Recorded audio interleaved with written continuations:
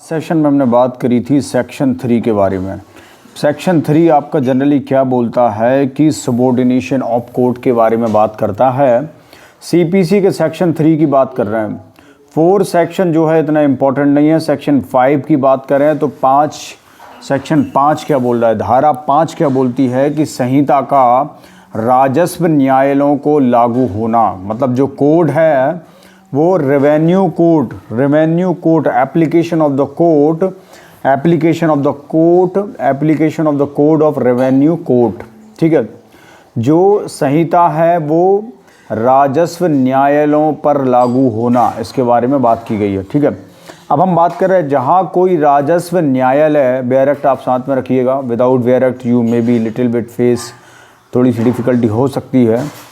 जहाँ कोई राजस्व न्यायालय, सेक्शन 5 की बात कर रहा हूँ मैं, जहाँ कोई राजस्व न्यायालय जो रेवेन्यू कोर्ट है प्रक्रिया संबंधी ऐसी बातों में जिन पर ऐसे न्यायालयों की कोई विशेष अधिनियमित मौन है, मतलब जो रेवेन्यू कोर्ट हैं उनके कोई विशेष ऐसी चीज़ें हैं जिनमें थोड़ा सा कुछ रूल्स रेगुलेशन साइलेंट है, वहाँ पे ये लागू हो जाएगा। कौन? सीपीसी लागू हो जाएगा।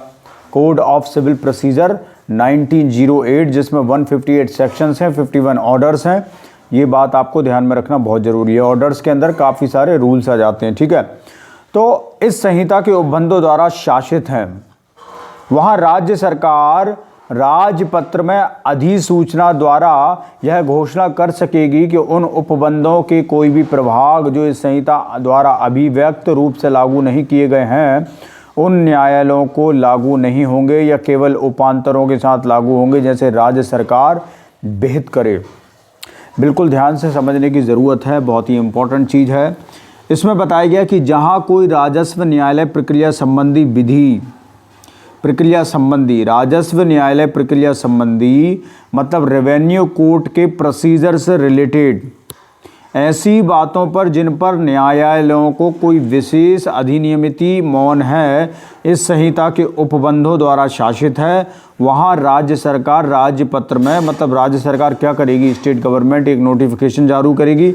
नोटिफिकेशन जारी करके उन उपबंधों के कोई भी प्रभाग जो संहिता द्वारा अभिव्यक्त रूप से लागू नहीं किए गए हैं उन न्यायालयों को लागू नहीं होंगे या केवल ऐसे उपांतरों के साथ लागू होंगे जो राज्य सरकार विहित करे। यदि राज्य सरकार प्रेस्क्राइब करती है तो उसके अकॉर्डिंग लागू हो जाएंगे। अधिसूचना जारी करती है राज्य सरकार, जनरली नोटिफिकेशन निकालती है। उसके अलावा इसका जो सेकंड क्लॉज बता रहा है कि राजस्व न्यायालय से ऐसा न्यायालय अभिप्रेत है, मतलब रेवेन्यू कोर्ट से ऐसा कोर्ट आता है, रेवेन्यू कोर्ट इन सब सेक्शन। राजस्व न्यायालय से ऐसा न्यायालय अभिप्रेत है जो कृषि प्रयोजनों के लिए, मतलब एग्रीकल्चर के उद्देश्य के लिए भूमि के भाटक राजस्व या लाभों से संबंधित वादों या अन्य कार्रवाइयों को ग्रहण करने की अधिकारिता किसी स्थानीय विधि के अधीन रखता है, किंतु ऐसे वादों या कार्रवाइयों को विचारण सिविल प्रकृति के वादों या कार्रवाइयों के रूप में करने के लिए संहिता के अधीन आरंभिक अधिकारिता रखने वाले सिविल न्यायालय इसके अंतर्गत नहीं आते। मतलब जो कोर्ट आरंभिक अधिकारिता रखते हैं, जो स्मॉल कोर्ट हैं, सबॉर्डिनेट कोर्ट हैं, वो जनरली रेवेन्यू कोर्ट के अंदर नहीं आते हैं। अब रेवेन्यू कोर्ट की बात करें तो जो कृषि प्रयोजनों के लिए प्रयुक्त भूमि के भाटक राजस्व या लाभ, भाटक का मतलब आप समझ लीजिए रेंट हो गया। Revenue or any local law to entertain suits or other proceeding related to the revenue rent revenue profit of land used for agriculture purpose but does not include a civil code having original jurisdiction under this code to try to suit any proceeding as being suits or proceeding of a civil nature. Does not include any civil code, it's include only the revenue code which is completely used for the agriculture purpose और revenue purpose, इस तरीके की चीज़ें include इसमें की जाएगी। Section 5 revenue की बात कर रहा है। अब हम इसको कैसे याद रखेंगे? सेक्शन 3 तो मैंने आपको बता दिया कि सीपीसी में 3 वर्ड थे। 3 सीपीसी लागू कहाँ होती है? कोर्ट के ऊपर लागू होती है। तो सेक्शन 3 आपका बोलता है सबॉर्डिनेशन ऑफ कोर्ट, न्यायालयों की अधीनस्थता। सेक्शन 4 कोई इंपॉर्टेंट नहीं है। सेक्शन 5 की बात करें तो सेक्शन 5 आपका बताता है कि संहिता का राजस्व न्यायालयों को लागू होना। अब इसको समझिए कैसे याद करेंगे इसको। सेक्शन 5 5 साल के लिए कोई राजा बनता है, 5 साल के लिए कोई राजा बनता है, कोई इलेक्शन लड़ लेता है, राजा बन जाता है 5 साल के लिए।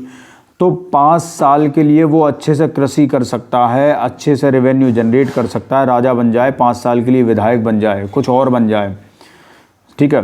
तो 5 साल के लिए रेवेन्यू कोर्ट याद कर लीजिए, बस एक हल्की सी ट्रिक है, ज़्यादा कोई कनेक्टेड नहीं है। लेकिन 5 साल के लिए राजा मतलब रेवेन्यू कोर्ट, 5 साल के लिए राजा मतलब संहिता का राजस्व न्यायालयों पर लागू होना। ये अपनी बात हो गई सेक्शन 5 की। अगले सेशन में हम सेक्शन 6, सेक्शन 7, 8 इम्पोर्टेंट नहीं है, सेक्शन 9 पे आ जाइएगा। Thank you.